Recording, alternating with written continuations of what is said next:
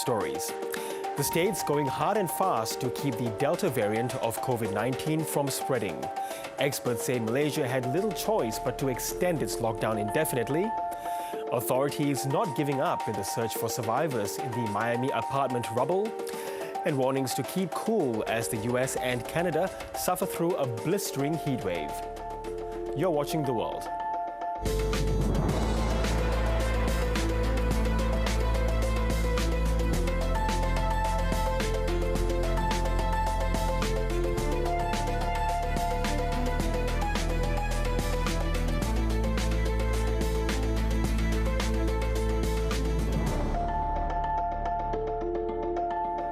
Hello, I'm Girish Saulani. Also tonight, should we be mixing and matching our vaccines to maximize the benefits of getting jabbed?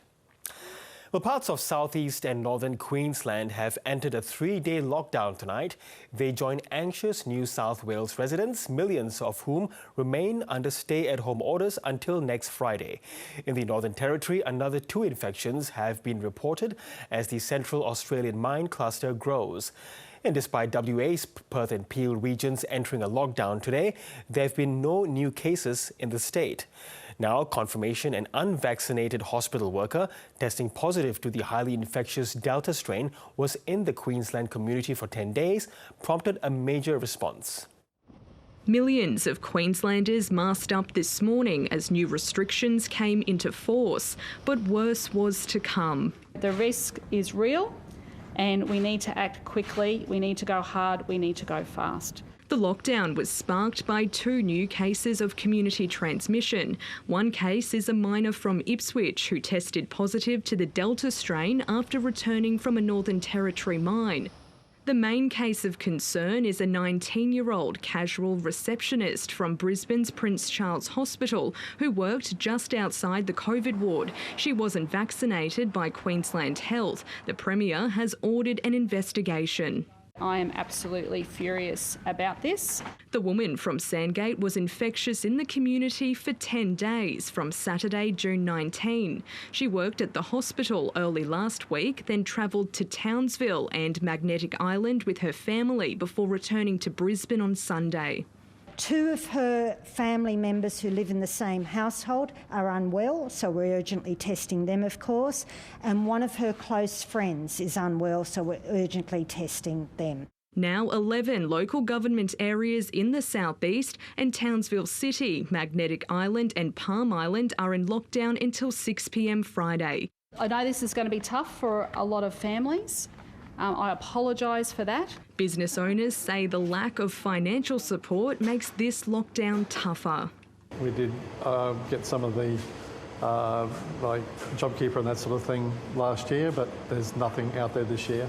The Queensland Government is concerned about the large volume of overseas travellers coming into the state. The Premier is urging the Prime Minister to lower the cap on international arrivals, with about 150 coming into the state each day.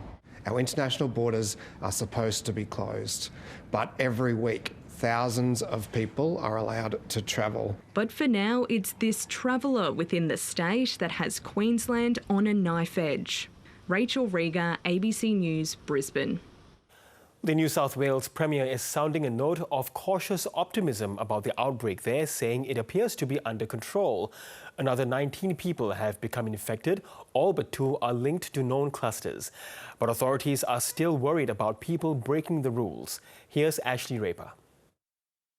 A brawl over a QR code, all captured on CCTV. It started when a couple were asked to leave a Foster restaurant after allegedly failing to check in. I didn't realise he was going to just attack me or just punch me, and straight away he punched in my face, it broke my nose. The customers have been charged with assault and fined for breaching health orders. Disgraceful behaviour. The owner, trying to do the right thing, is then physically assaulted by 2 men. These are testing times for New South Wales, but the news wasn't all bad today. I don't want to regret what I'm about to say, but we had anticipated potentially a surge in cases by today. There are 19 new cases, 17 the source is known, while the other 2 have connections to the eastern suburbs. Of the new cases, 12 were out in the community while infectious. But what we're hoping is because of the lockdown, the number of interactions those cases have had where there is a potential for transmitting the virus would have decreased significantly. All indications are that this lockdown will remain in place for the 2 weeks. It's simply too early to tell if the situation is improving. That will only become apparent next week. The focus is on ensuring the restrictions work. What I can say is overnight, 54 breaches of public health orders, including mask offences. In Armidale, the Deputy Prime Minister was fined at a petrol station. Filled the car up with fuel, went in 30 seconds later, $200 it cost me because I didn't wear one of these. But that's life. A tour operator has also been fined $5,000 after driving 3 busloads of visitors to the Taronga Western Plains Zoo in Dubbo. Zoo staff boarded the buses and asked whether the group had been in Greater Sydney. As soon as that question was answered yes, we took steps to make sure that the group did not enter the zoo, did not exit the bus, and we made contact with New South Wales Police immediately. Doing their bit to stop the spread of the virus. Ashley Raper, ABC News, Sydney. The New Zealand government has announced it will resume quarantine-free travel with parts of Australia next week. The travel bubble, which was paused on Saturday, will resume with South Australia, Tasmania, Victoria and the ACT from Monday. Travellers will need to be tested for COVID before they fly. Cabinet carefully weighed up the evidence this morning, and we consider that partially lifting the pause at this point is an appropriate course of action. The pause in travel with New South Wales, Queensland, WA and the Northern Territory will be reviewed. Well, Fiji has recorded its highest daily tally of coronavirus cases with 312 new infections and 4 deaths. The majority of the new cases were from the Lami Suva Nausori containment area. The other 17 were in Fiji's Western Division. None of the 4 people who died, 2 women and 2 men, had been fully vaccinated against COVID-19. The country is battling the contagious Delta variant, but so far the government has resisted calls for a lockdown. Australia has initiated a formal dispute with the World Trade Organization over Chinese wine duties. Canberra has complained about anti-dumping and countervailing measures imposed by China on imports of bottled wine. The federal government says the duties are inconsistent with international trade rules. It's the second complaint Australia has recently launched with the global trade body against China. Well, tomorrow will mark 1 year since China imposed its sweeping national security law in Hong Kong. The dampened laws the city's pro-democracy movement and for its residents replaced it with an atmosphere of fear and self-censorship. Just 3 days after Herbert Chow's new store opened, police officers came with a court warrant over suspicion that it may be violating national security laws. Though the raid did not lead to any arrests, 2 of Chow's employees were frightened and quit shortly after, and landlords became wary of renting shop space to him. Like Chow, independent journalist Jade Chung found her job more difficult. Interviewees are more cautious about subjects they comment on, and reporters often self-censor.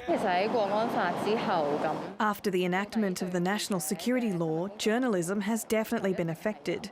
The red line has been shrinking on what we can cover. The national security law, introduced in June 30th, 2020, cracks down on what it deems subversion, secessionism, terrorism, and collusion with foreign forces. Authorities say the law is vital to restoring stability and bringing prosperity to Hong Kong, especially after sustained pro-democracy protests. After implementing the Hong Kong National Security Law, the Hong Kong Special Administrative Region has changed from chaos to stability. This month, 500 police officers raided and eventually shut down the pro-democracy tabloid Apple Daily, owned by Jimmy Lai, the first case in which authorities have cited media articles as potentially violating the law. So far, 117 people have been arrested under the security law, and 61 have been charged in court.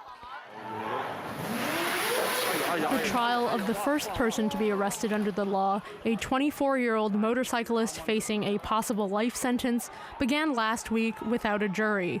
Hong Kong's residents are treading a very thin line, but continue to fight to preserve what they see as the city's core values. All in all, I obey the law and haven't violated the law. The red line of the national security law is always moving. If selling these products is inciting the public, if they dare to sink so low, I will fight to the end. I still hope that I can stay and make this city my ideal place. Stevie Zhang, ABC News. The former South African President Jacob Zuma has been sentenced by the Constitutional Court to 15 months in prison.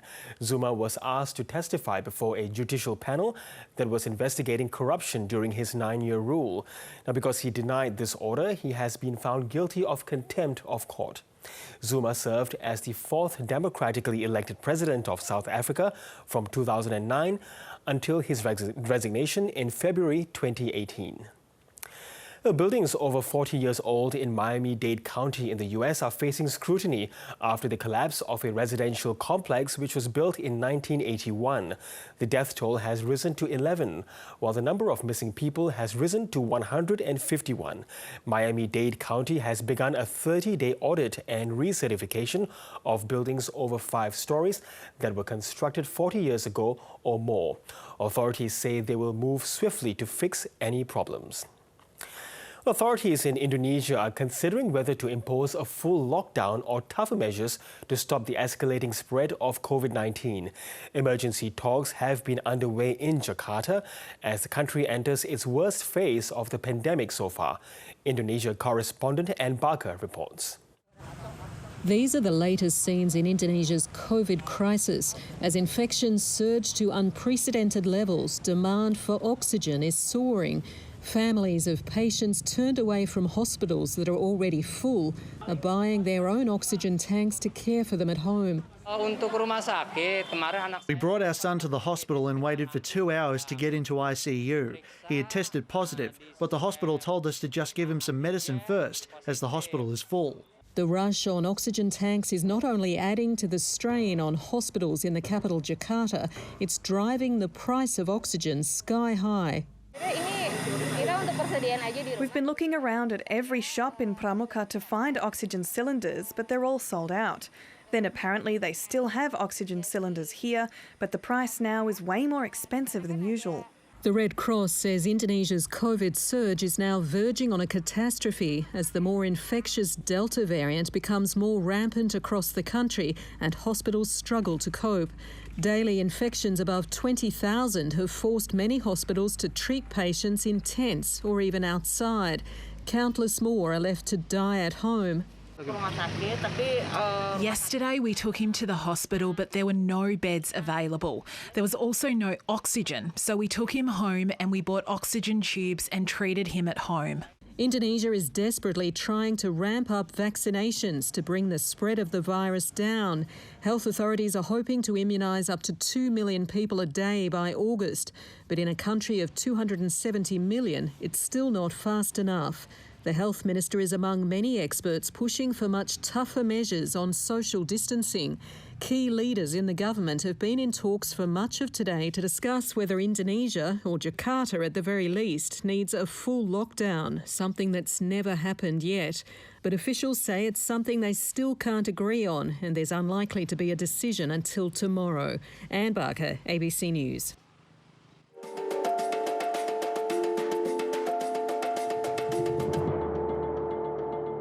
Let's go to Malaysia now, where the country is battling a surge in COVID cases. Malaysians were set to emerge from a nationwide lockdown yesterday after living with restrictions since the start of June. But the government extended measures indefinitely, hoping to bring down the stubbornly high daily infections, which have so far stayed above 5,000. Dr. Melina Osman is an epidemiologist at the University of Putra, Malaysia. She says with the healthcare system overwhelmed by the outbreak, there was no other option. I think in current situation, when we look at the overall epidemiology of the COVID infection in Malaysia, we have the active cases right now still above 60,000, 60,000, 62, I think, and then the new cases still at the 5 to 6K per day. And on top of that, we found that our ICU, the healthcare system, still in a compromised state. So therefore, we have no option rather other than to extend the lockdown right now. But we have suggested actually not to follow exactly what we are doing now, because we observe that some of the states, have improved very much with their current active cases as well as the new cases. So instead of we have the extension for the whole country, we feel that perhaps some of those states can be, the lockdown can be lifted. So the Prime Minister says the threshold to come out of lockdown is to have below 4,000 daily cases and for 10% of the population to be fully vaccinated. Is that enough of a threshold from an epidemiological point of view? I think we cannot rely only on new cases. In terms of epidemiological management, we have to look to other parameters as well. Those that I mentioned just now, the active cases, as well as those critical that being treated in ICU. We look overall of the healthcare system as well. And then the vaccination rate, we would agree, but then we have observed that some of the states already achieved that 10%. So apart from all those indicators, we also have to look at the trend as well, and the severity or impact of the disease, whether the death numbers or the death rate, because the good news is that we observed that the number of all those deaths, of those died, reducing for the past 1 or 3 days recently. So I hope that it can continue, then we can consider for the suggestion for the lifting of the lockdown. Look, there is a lot of concerns about the Delta variant of COVID-19 here in Australia. Is that also the case in Malaysia? Yes, the Delta variant has been reported, I think, since early of June, and then even before that, they have observed, based on the specimen as of 22nd June, we have about 12% of the 189 being sent for the determination of the variant.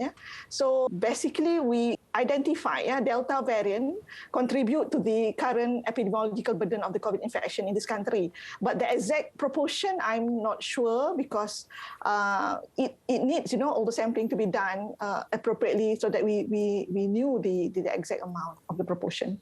Now, this current wave has been blamed on gatherings at the end of Ramadan. Have public attitudes changed during this lockdown in terms of the restrictions that are in place? Through my observation, yes. At least after we passed the Ramadan time, as well as the recent Eid festival, because of this lockdown, we have very much less social activities.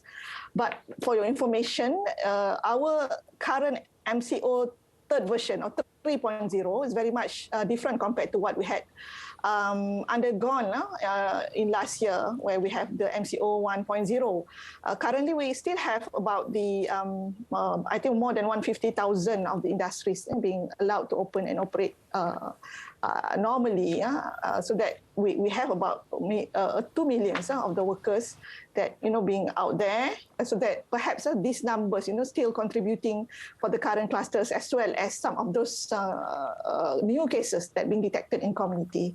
And of course, finally, there's the question of people's well-being during a lockdown. I see the hashtag Bendera Putih, or white flag, encouraging those who are in need of food and essentials to hang a white cloth outside their homes. What does this tell us about how this lockdown is impacting, I suppose, the most vulnerable people? Of course, some of those impact on the economic activities that involve those lower income groups, as well as those who rely on daily wage or salary, But we have some of those NGOs, volunteer in the field, that will provide some of the assistance to those in needs. But I think with the extension of the lockdown currently, those who are already affected maybe have some worse situation. So I think some of the suggestions may help us to identify them and provide them some help or assistance that they need. And I think that some of us are, have some of those kind-hearted to provide some of the things they did. And I am looking forward, we are looking forward to help each other, particularly during this difficult time. That's why when I mentioned earlier regarding the lifting of the lockdown, it should be done staging state by state instead of we have a blanket rule for whole one country. Because if we want to wait until the whole one country, I think we need much longer time. Okay, Dr. Melina Osman, great to get your insights, and I really do hope the situation there gets better. Thanks very much. Yeah, most welcome. The White House has announced it will send 2 million doses of the Pfizer COVID vaccine to Peru and 1.5 million doses of Moderna to Pakistan as part of its vaccine sharing pledge. The US has promised 80 million doses for countries around the world, either directly or through the COVAX International Vaccine Sharing Program. Honduras has already received 1.5 million doses of Moderna on Sunday in an initial delivery from COVAX. An Antarctic polar blast has brought brutally cold temperatures to New Zealand, forcing flights to be cancelled and highways to shut down. On the North Island, the capital Wellington was lashed by tidal storms, smashing coastal roads with large waves. The state of local emergency has been declared in areas of the city, and authorities have warned coastal residents to be prepared to evacuate with more large swells expected. Meanwhile, in the South Island, cold winds brought a blanket of snow to Christchurch, Dunedin and Queenstown. Well, residents throughout North America's west are accustomed to a more moderate climate, but a heat wave in the area known as the Pacific Northwest is seeing record temperatures reaching well into the mid-40s. Authorities are warning people to stay cool and hydrated. Empty supermarket shelves, but this time it's not COVID related. A heat wave in the Pacific Northwest has seen shops sell out of water, sports drinks and portable air conditioners as people try to escape the heat. I have little fans who are going to buy some, but everything's sold out. Like today, we couldn't get any ice. Everything is completely gone. At this time of the year, weather in the region is normally mild, in the low to mid-20s. But with the temperatures soaring into the mid-40s, new daily records have been set in the US states of Oregon and Washington in America's upper northwest, as well as spiking to all-time highs in parts of British Columbia and Alberta in Canada. They're not used to this, and it's rough when you're not used to it. Meteorologists have described the weather as insane and bonkers. A high-pressure dome is believed to be responsible for this record heat. A heat dome is essentially a huge high-pressure ridge. We get sinking air around a high pressure, and that basically acts like a cap, locking in and cooking the air below. This is something nobody has seen before, how strong this heat dome is. Cities have set up cooling centres for residents. And it's really important to give your body some rest periods because it's work. It's work for your body to keep you cool. People, especially the elderly, are being urged to stay hydrated and avoid strenuous activity. With temperatures like this, seniors are not always cautious about keeping themselves indoors and keeping themselves hydrated. And with the unbearable heat expected to last into the weekend, everyone is doing what they can to stay cool. Talia Olatia, ABC News. Returning to Miami now, and the search operation of a partially collapsed Miami apartment building has now stretched into its 6th day. Authorities have confirmed at least 11 people have died as rescue workers continue sifting through the rubble, where more than 150 remain missing. Professor David Alexander is from University College London's Institute of Risk and Disaster Reduction. He joins me now from Florence in Italy. David Alexander, welcome to the program. Thank you. Now, where do you think rescue efforts are at from what you are observing, and can survivors still be found? It is possible. Generally speaking, for example, in earthquakes, where we often get a lot of this sort of collapse, you may have people who survive up to about 14 days. When a large reinforced concrete frame building collapses, you might expect there to be something like a 15% void space. In that, there may be people. Now, if they're severely injured, they'll probably last between an hour and 3 days, but not more. But if they're more or less intact, then they may last 10 days or longer. There won't be many people in that condition, but it is still worth looking at this stage. And that begs the other question, why it's taken several days to account for all those who are still missing. Well, firstly, you have to track down and find anyone who has survived or who wasn't at home or anything like that. And no doubt the first thing that the search and rescue crews will have done would be to interview survivors to try to find out where people who might be trapped under the rubble are likely to be located. In other words, where to concentrate the search. Secondly, anything up to 4 tons of equipment per squad has to be assembled. You'll have something like 28 people going into action there. And this is all now very well practiced, very tried and tested, because this sort of building collapse is not uncommon around the world, usually in earthquakes, but also spontaneously in various places. So there are tried and tested procedures for urban search and rescue, but it has to be done very delicately. If you start using heavy earth moving equipment, then you risk cutting a person in half who might still be alive. However, very soon it'll be the case that the majority of rescues, where there are rescues, will be bodies rather than live people, I fear. And because this is a partial collapse, David, what are some of the underlying complications here for the rescue authorities? Well, it reminds me very much of 9/11, New York City, and Building 7 of the World Trade Center, which collapsed at 5:20 in the evening. In other words, 8-9 hours after the initial beginning of the disaster. And as they searched under the rubble, 1.2 million tons of rubble there, they had to be very, very careful for fear that there would be a spontaneous collapse. So they were keeping very close watch on it.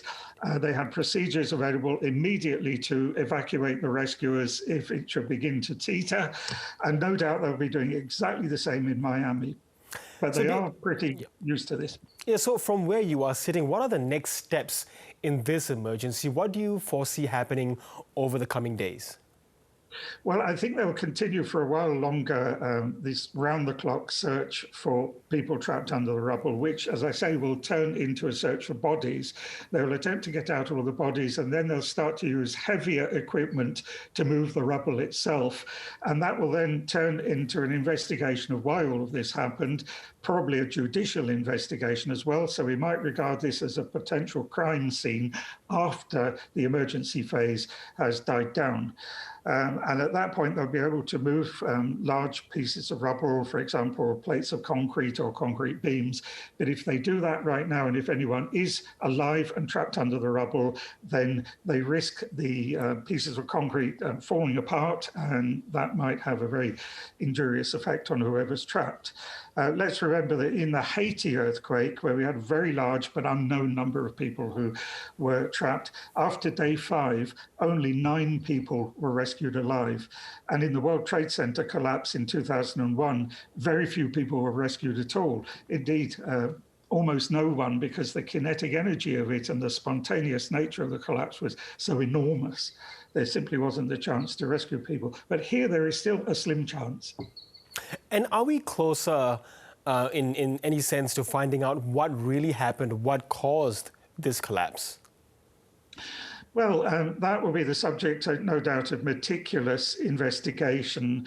There are plenty of other examples around the world to go on. This sort of thing happens quite commonly in places like Nigeria, for example, but it also happens in very many other countries very occasionally. So we've got a long record of different kinds of spontaneous building collapse, plus a vast amount of information of how buildings of this kind collapse during earthquakes, which they may do in enormous quantities even.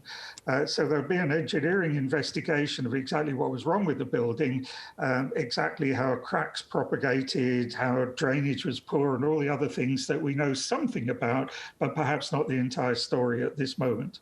And would you expect building standards to be under the spotlight? Well, I think every time there is a disaster of this kind, then building standards are scrutinized. And the question is always raised, do we want to improve them? That is true every time there's a large earthquake. There will be an enormous investigation and the results fed back. So we will have to see what is fed back into the Florida building codes, into the US standard building codes, and so on. And one thing we know about this is that climate change may be a factor, and it is being suggested now that building codes may have to be improved to take account of the effects of climate change. Yeah, really good to get your expertise. David Alexander, thanks very much. It's a pleasure. Now, as temperatures soar in California, authorities have been battling 3 wildfires. A fire in Kern County started after a vehicle fire ignited surrounding vegetation, spreading over nearly 2,000 acres. Meanwhile, a wildfire in San Bernardino National Forest forced the closure of a nearby highway, while lightning sparked a blaze near the Oregon border. As historic heat waves and drought increase, goats and goat herders are in high demand. The goats are used to clear flammable dead grass.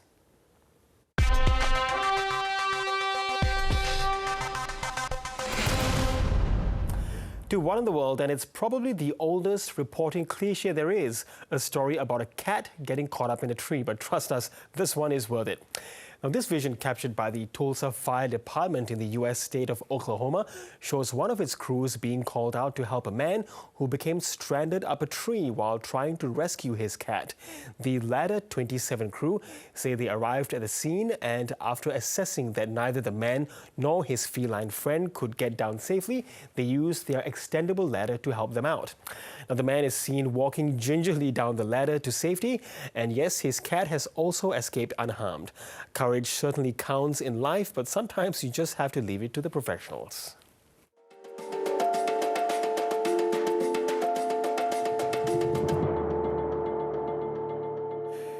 You are watching The World. The top stories we are following tonight: parts of Queensland's north and southeast enter a 3-day lockdown as states scramble to curb the spread of the Delta variant.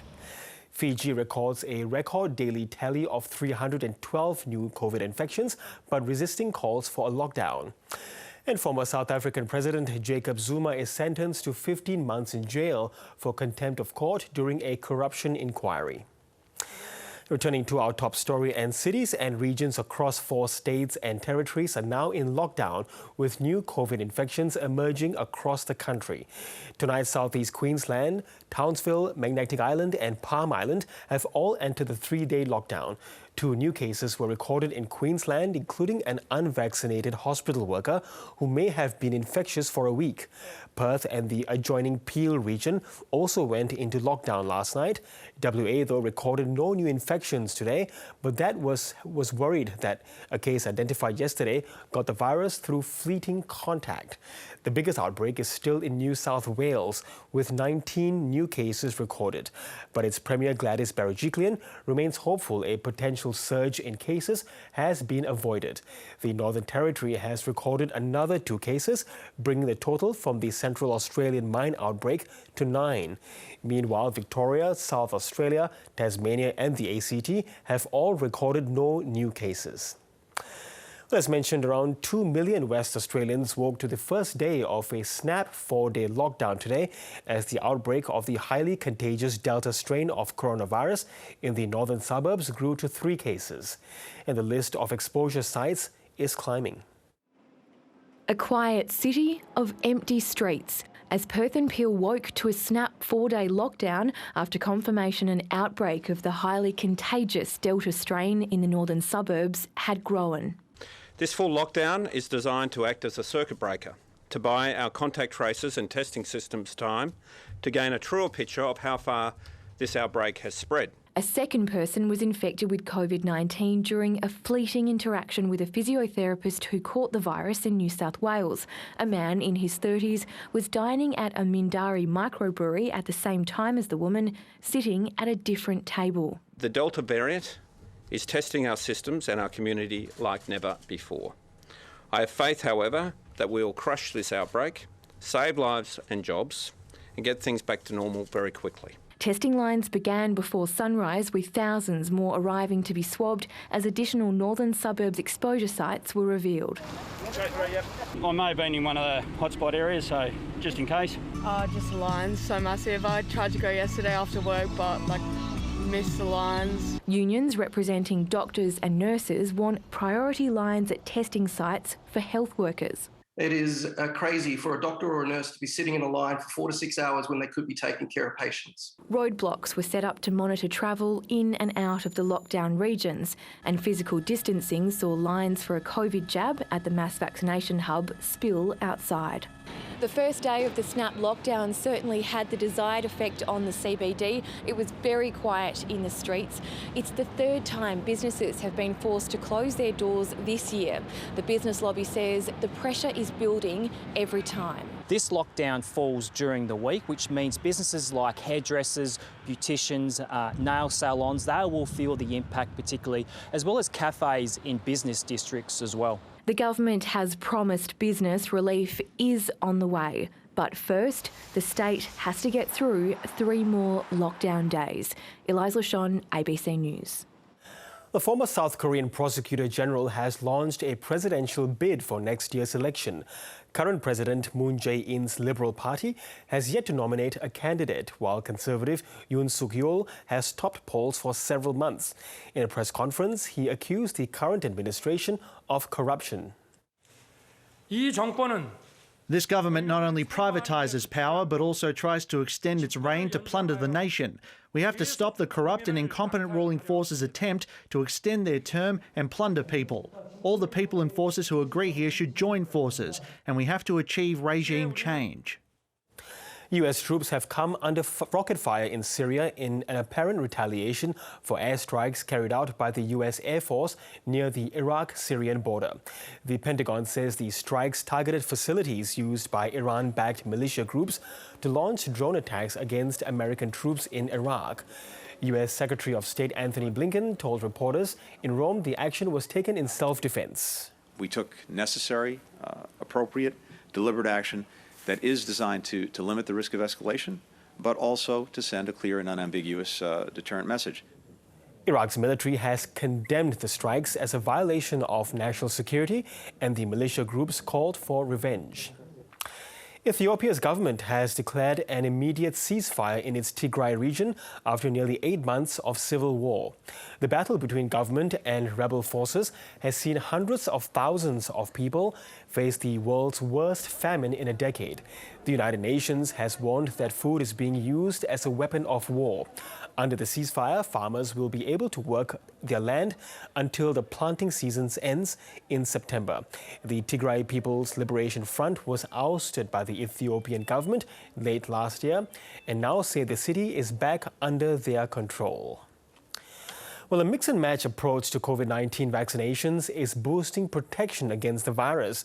Now, that's according to a UK study looking specifically at the efficacy of the Pfizer and AstraZeneca jabs in different schedules and combinations. It found when a Pfizer shot was given 4 weeks after an AstraZeneca, the immune response was better than when a second dose of AstraZeneca was given. So what does this mean for vaccine rollouts that have been brand-focused? Well, Oksana Pizik is an infectious diseases expert at the University College London, and she joins us now. Oksana, great to have you on the program again. Now, first up, mixing vaccines, good idea, bad idea? Well, certainly I think when it comes down to a pandemic with erratic supply of vaccines globally, it's really important that this type of trial, the COMCO-V trial in the UK, goes forward to really supply the evidence needed for mix and match strategy. And given that the combination of AstraZeneca with a Pfizer vaccine actually had 9 times more production of antibodies, there's ample evidence to show that there is more of an immunogenic response. This is actually a very encouraging sign for many countries that either have a slow rollout or limited supply to access the vaccines, particularly in light of the variants that are circulating. Now, we are seeing South Korea experimenting with mix and match. So is this something that governments around the world should be considering as perhaps a sort of policy, or should it be left to personal preferences? Well, I certainly think that it'll come down from a government decision, and that is also due to the procurement element of it. It will definitely depend on what vaccines are available in your country. And unfortunately, due to vaccine hoarding, that picture looks very different in various countries. So, for example, here in the UK, there is no change to the plan, despite the fact that there is an increased protection available, mostly because we've already gone through the section of the population that would have been eligible for the AstraZeneca vaccine, but also because, yes, we're just focusing now on younger populations.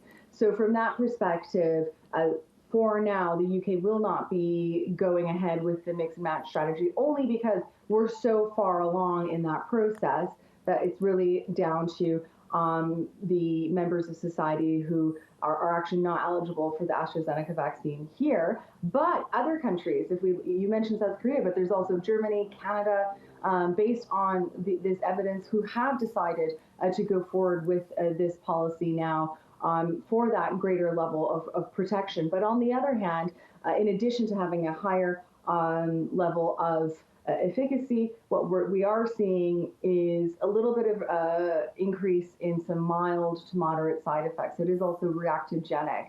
But these are all the typical ones that we would expect to see. So again, feeling tired, shivers, chills, fatigue, all of these that have already been identified with these vaccines can, in some people, feel a bit more pronounced. So going back to the UK study, what does it tell us about these vaccines, in particular Pfizer and AstraZeneca, and how they work? Well, in the sense of how they work, they use different mechanisms to essentially instruct the body to create antibodies and an immune response. And what we see with the mix and match is that although with the Pfizer combination remains sort of the highest in terms of the level of antibodies, what's interesting is also the order in which you give them. So if you give AstraZeneca and Pfizer vaccine second, that seems to yield the best results and a higher T cell response. So it isn't exactly black and white to be able to measure just one element of this. We see that together there is an extra kick to the immune system that this mix and match strategy provides. Oksana, I want to touch on the global situation for a moment. We are seeing surges across Israel and the UK where vaccination rates are quite high. Is it fair to say that the current vaccines are struggling against the Delta variant of COVID, at least from a transmission point of view? Well, the Delta variant is much more transmittable, and we see that the exposure, the distance, the time in which one person is in contact with another is actually much less. However, and we are still collecting that data, so I would say this picture continues to evolve. Thus far, it's probably safe to say that the vaccines are still effective against severe disease. So we're talking about preventing hospitalization. There is definitely vaccine escape that is occurring due to this variant. So we will continue to see people who've had 2 doses of the vaccine pass away from COVID-19 if they are particularly elderly or frail or other aspects. There's a wide range of factors at play that will determine that. But on the whole, we could probably at this stage look at it being above 90% ability to prevent hospitalizations against the Delta variant. So 2 doses, that is still quite high. However, in the UK, we still have, and actually I'm one of those people, I've only had 1 dose of the vaccine, so I'm only 30% protected. Although back in December, I was unfortunate enough to catch COVID, so I probably still have some immune response naturally. However, so we do see that we're going to have more young people affected, and this is particularly going to be worrying for long COVID in children that we're just still trying to understand. And a lot of studies are ongoing on this, but previously there was an interesting paper in The Lancet about 1 in 3 people developing neurological complications. So it's a very complex picture, and I think one thing that unfortunately is born out of vaccine hoarding, vaccine inequity, is that these new variants of concern are inevitable now. We're going to see more of them just as surely as the sun rises the next day. Viruses mutate, we know that. But we've created a type of system where only certain people are going to be able to have full protection and the ability to travel. So it's a complicated picture. And how do you think what's the best way to sort of combat the Delta strain, particularly in countries with smaller vaccination rates? Russia, for instance, is saying that the situation has taken a turn for the worse. They are blaming the Delta variant as well. Absolutely. And in this instance, the compounding the problem is a high level of vaccine hesitancy, anti-vaxxer sentiment. So that's going to be an even more difficult challenge, because here in the UK, we are accelerating on that vaccine rollout. But in other countries, they're going to be left much more vulnerable towards increased hospitalizations and deaths as a result of poorer vaccine coverage. And that's almost directly linked to the fact that in this instance, Sputnik 5, one of the 4 homegrown vaccines available in Russia, recently the WHO has done an evaluation on some of the facility, the production plants in which this vaccine has been made, and it came up short, essentially, in terms of quality of control, good manufacturing practice. So I think that WHO report requiring further enhancement of quality in developing of those vaccines in Russia, where there was already only two-thirds of people said that they wouldn't get the vaccine. That recent report from the WHO certainly will not help. And globally, we need to have a very high vaccine uptake. And we will find ourselves in a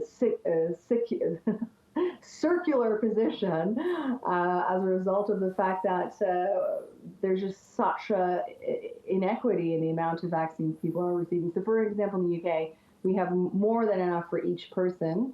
And that might paint a rosy picture for today, and people are very proud of their vaccine rollout. But it is part of a problem, because it is generating variants elsewhere in the world. For instance, in Brazil, we see that there's still about 2,000 people dying every day, just as from the beginning of the year. So that needs to also be taken into consideration. Okay, Oksana Bisik, great to get your analysis as always. Thanks very much. Thank you. Well, authorities in Bali are supporting a push for vaccine tourism to help reopen the island to international tourists as planned by the end of July. The idea, though, has already been discussed in Indonesia, but the timing coincides with the worst wave yet of COVID-19 cases, with the rapid spread of the Delta variant causing a record number of infections and deaths. Indonesia correspondent Ann Barker. Only last week, some wealthy Indonesians were planning their own vaccination vacations, booking trips to the US so they could get the jab more quickly and have a holiday at the same time. It just so happens that I haven't gotten the vaccine here, so I might as well go for a trip and get a vaccine there. Why not? It's free of charge. Now, Balinese authorities are jumping on the idea, recommending the offer of vaccines at a price to lure tourists back to the island, both domestic and international. Tourism operators are desperate for Bali to reopen to foreign tourism as planned by the end of July, but fear the latest surge of COVID-19 infections could delay those plans yet again. They're hoping vaccine tourism might offer a solution. If they fly directly to Bali from their respective countries, I believe that this plan can go ahead, and we're ready for this. Travel agents in Bali are already talking of cheap package deals, 13 nights, 14 days, airport transfers and breakfast included, along with 2 doses of a vaccine on arrival and before flying home. Indonesia's tourism minister supports the idea in principle as another means to help revive Bali's devastated economy. When the time comes for Bali to be reopened, we can allocate paid vaccines for international tourists that would not impact on the free vaccines being allocated to local tourists. But with a slow rollout of vaccines for Indonesians and hospitals across the country struggling to cope with rising infections, experts have criticised the plan. The prospect of foreign tourists returning to Bali anytime soon remains in doubt. Ann Barker, ABC News. Well, China has lashed out at a Japanese official who referred to Taiwan as a country, calling it a serious violation. Japan's Deputy Defense Minister warned of the growing threat posed by Chinese and Russian collaboration and urged people to wake up to Beijing's pressure on Taiwan. China's foreign ministry issued their own warning: don't undermine China's sovereignty. This politician openly referred to Taiwan as a so-called country and seriously violated the principles of the 4 political documents, including the China-Japan Joint Communique. This seriously violates Japan's solemn promise not to regard Taiwan as a country made many times so far. China asked the Japanese government to make a clear clarification on this and to make sure that this kind of situation does not happen again. Mexico's government has been ordered to legalize recreational marijuana use after a ruling from the country's Supreme Court. While it doesn't mean that marijuana is legal, Mexicans seeking to grow or use the drug for personal use will be allowed to do so with a government-issued permit. The ruling has been seen as a wake-up call to Mexico's Congress, who was seen as taking too long to approve a marijuana legislation bill that passed the country's lower house in 2019. Individuals will be allowed to have up to 6 cannabis plants, capped at 8 plants per household.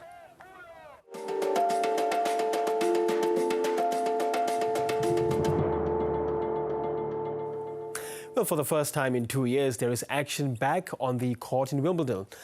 The tournament had to be cancelled last year for the first time since World War II, but now fans are back in the stands and made their own statement by applauding one of the pandemic's heroes. Courtney Bembridge has the story. Wimbledon is back, with a lot of the usual hallmarks: strawberries, queues and rain delays. But it will be a very different tournament this year, with limits on the number of spectators and players being kept in a biosecure bubble at a London hotel. Ticket holders have had to show they've had both vaccinations or a negative test and wear masks when moving around the grounds. But they're happy to be back. So excited, we can't believe we're here. We've been looking forward to it for so long. I know. Well, it's like a religion, you have to come. It's, you know, I used to go to church, but now I come here. The event is one of a handful of large events given the green light to test how mass gatherings can be held safely. It's been so long not being in that kind of atmosphere, but it was so nice, and just seeing everyone enjoying themselves and eating and drinking. Crowds will be capped at 50% capacity for the start of the tournament, but under the government's plan to ease restrictions by the middle of July, that will increase to 100%, about 15,000 people, for the 2 singles finals. That would make it the first event in Britain since the start of the pandemic to be held at full capacity. More than 60% of the UK's population has been fully vaccinated, and there was this emotional moment for Professor Sarah Gilbert, who led the team at Oxford University developing the AstraZeneca vaccine. The final stage of the UK unlocking is set for July 19, but the country has recorded more than 22,000 coronavirus cases over the past 24 hours, almost all of them linked to the Delta variant. And as we've seen throughout this pandemic, nothing is guaranteed. Courtney Bembridge, ABC News, London. And world number 4, Stefanos Tsitsipas, has had a surprise loss to American Francis Tiafoe in the opening round of Wimbledon. After making the final of the French Open, the Greek couldn't carry that form to the Old England club and was beaten in straight sets. Australian John Millman lost in 4 sets to the Spaniard Roberto Bautista Agut. The defending champion Novak Djokovic defeated Englishman Jack Draper. Of course he does. Down the middle once again. Another ace, and Djokovic will take his place in the second round. 2-time champion Petra Kvitova was beaten 6-3, 6-4 by American Sloane Stephens. Time for the weather now with Graham Creed. A frontal system that's moved through Western Australia will start to impact South Australia as we move through the middle of the week, although it's not an overly strong system, so it's only expected to bring some isolated showers later in the day. This high is a dominant feature through the east. Not only is it bringing some hazardous surf to New South Wales, it's also bringing some coastal showers, but for Queensland, we're really starting to see that moisture flow around that high begin to trigger some localised heavier falls up around the northeast and tropical coast ranges. And a trough over the inland will also start to deepen. That's going to see some showers and storms, perhaps some of those creeping over the far northwest border as we move into Wednesday evening. But most of the rainfall will be isolated showers along the coastal fringe. For Victoria, perhaps an isolated shower also about the western and the central ranges and up into the northeast, but most of the remainder should remain relatively clear. We've also got the potential of a little bit of drizzle up around the northern half of Tasmania, and this will increase as the day progresses, but it should remain dry, particularly through the southeastern corner. As that front starts to move into South Australia, we are expecting to see some showers about the Yorke and Eyre Peninsula and then in towards the agricultural districts. We'll also see clearing showers through Western Australia, mostly about the south coast and the far southwestern corner. The majority of those should remain in the morning. We're also looking at mostly dry conditions across the north of WA and into the Northern Territory, although it will still be a little bit humid and partly cloudy about the northeast. Let's recap our top stories before we go. Parts of Queensland have entered a 3-day lockdown to try and curb the spread of the COVID Delta variant. Fiji has reported a record high of 312 daily COVID cases today, as well as 4 deaths. And South Africa's former President Jacob Zuma has been sentenced to 15 months in jail. And that is your World for tonight. If you'd like to see more world news and interviews, take a look at the ABC's YouTube channel. I'm Girish Saulani. Thanks for your company. Bye for now.